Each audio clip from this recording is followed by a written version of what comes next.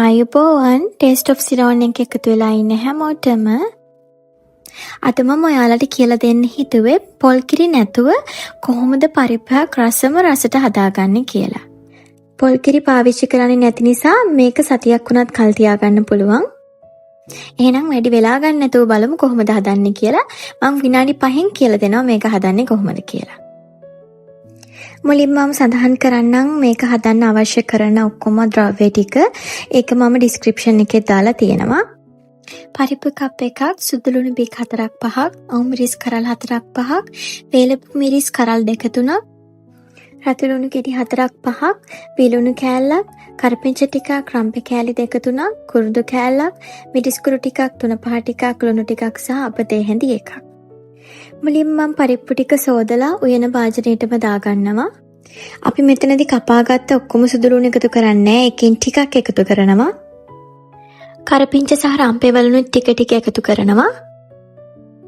අවු මිරිසුත් භාගයයි එකතු කරන්නේ සහ රතු ලුණු ටික මේකෙදි එකතු කරගන්න මට රතු ලුණු නැති නිසා මම බී ලුණු එකතු කරන්නේ. දැන් කහතේ හැඳි භාගයක් අමුතුන පහතේ හැඳි භාගයක් එකතු කරනවා.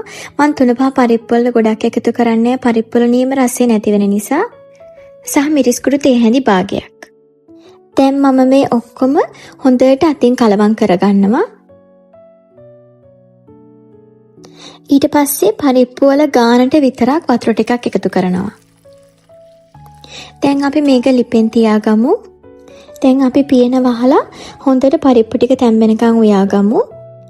මම විනාඩි 2කට වගේ සැරයක් පියන ඇරලා හොඳට කලවම් කරගන්නවා. දැන් පරිප්පු ටික හොඳට තැම්බිලා තියෙන්නේ වතුර ඔක්කොම හිඳිලා ගොඩක් පෙරි වෙනකන් තියන්නත් එපා. දැන් මම මේ පරිප්පු ටික වෙනම භාජනයකට මාරු කරගන්නවා.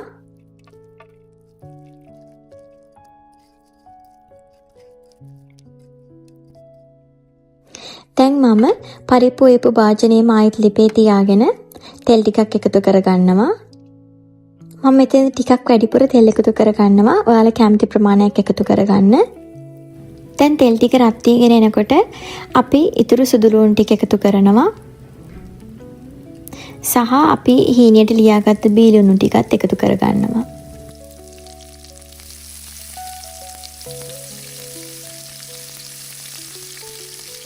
මෙතනදී මම තව කරපිංචා ටිකකුයි රම්පේ කෑල්ලකුයි එකතු කරනවා. මොකද ඒකෙන් පරිප්පුවකට හොඳ සුවඳක් ලැබෙන නිසා.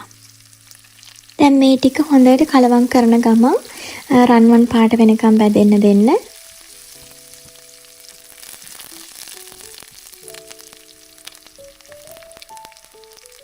දැන් මම මේකට අපතේ හැන්දක් එකතු කරනවා.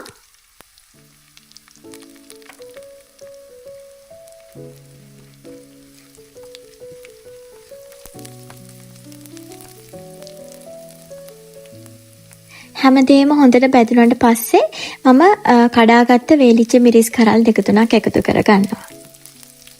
අන්තිමටම මිරිස් කුඩු තේ හැඳි එකක් එකතු කරනවා. මේකෙන් පරිප්පුවකට ලස්සන පාටක් ලැබෙනවා.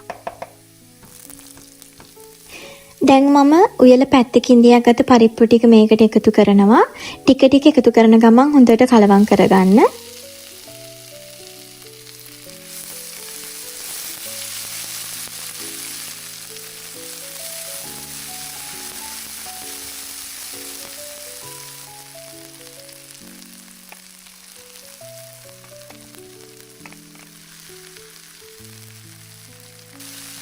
මෙතනදී ඔයාලා කැමති නම් විතරක් තව අමු මිරිස් ටිකක් හීනියට ලියලා එකතු කරගන්න පුළුවන්.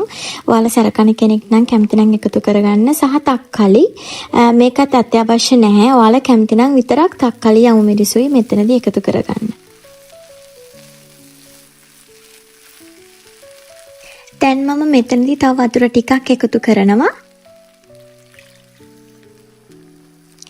දැන් අන්තිමටම මම කුරුඳු කෑල්ල ලුණු ටිකයි තමයි මෙතනදී එකතු කරගන්නේ. ඒ ටික එකතු කරලා හොඳට කලවම් කරගන්නවා.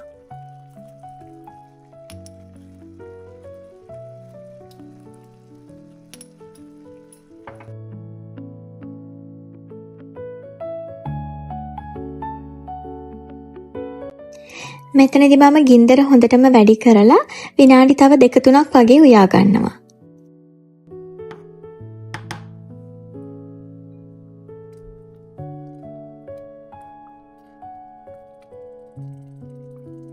මේ වෙලාවේදී මේක හරිම සුවඳයි. ඔයා කැමති නම් මේක හිඳනකම් උයා ගන්නත් පුළුවන් තව ටිකක් වෙලා. මම අද මේක හිඳගන්නේ නැහැ. ඒ නිසා මම මේ වෙලාවේදී ලිප් ඔෆ් කරගන්නවා. මේ තියෙන්නේ මම පරිප්පු එක ලිපෙන් බාගත්තට පස්සේ මේක හරිම සුවඳයි. කාර්යබහුල කෙනෙක්ට මේ රෙසිපි එක ගොඩාක්ම වටිනවා. මොකද මේක ඔයාලට ෆ්‍රිජ් එකේ දාලා සතියක් වුණත් කල් තියාගෙන කන්න පුළුවන්. අනිත් එක තමයි මේකට පොල් කිරි දැම්මේ නැහැ කියලා කිසිම වෙනසක් නැහැ. හරිම කිරි රසයි. ඔයාලා මේ විදිහට පරිප්පු එක හැදුවට පස්සේ කමෙන්ට් එකක් දාන්නත් අමතක කරන්න එපා. ඉක්මනටම කියලා දෙන මේ වගේ කුකින් වීඩියෝස් වලට ඔයා කැමති නම් මගේ channel එක subscribe කරන්න. එහෙනම් ඔයාලා හැමෝටම ගොඩාක් ස්තුතියි. සුබ දවසක්.